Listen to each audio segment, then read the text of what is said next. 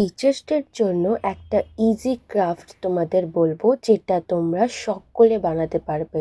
তার জন্য ১৪ semi by ১০ semi আমরা একটি হোয়াইট পেপার নিয়ে নিয়েছি, আর তার উপর স্কেচ পেন দিয়ে হ্যাপি টিচার্স ডে লিখে নিয়েছি।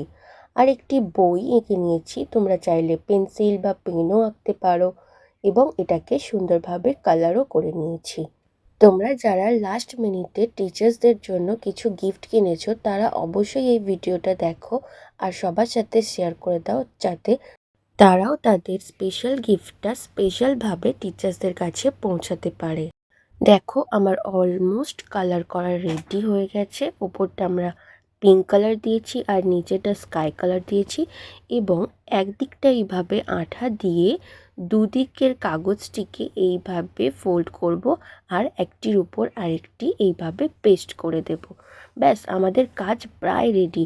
দেখো, দুদিকটা এইভাবে চোঙের মতো হয়েছে।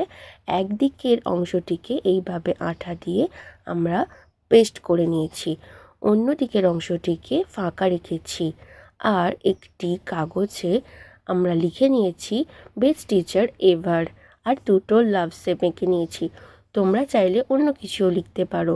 এই চিরকুটটি আমরা এর মধ্যে দিয়ে দেব, আর টিচার্সদের জন্য যে গিফটটা কিনেছি অবশ্যই এর মধ্যে দিয়ে দেব।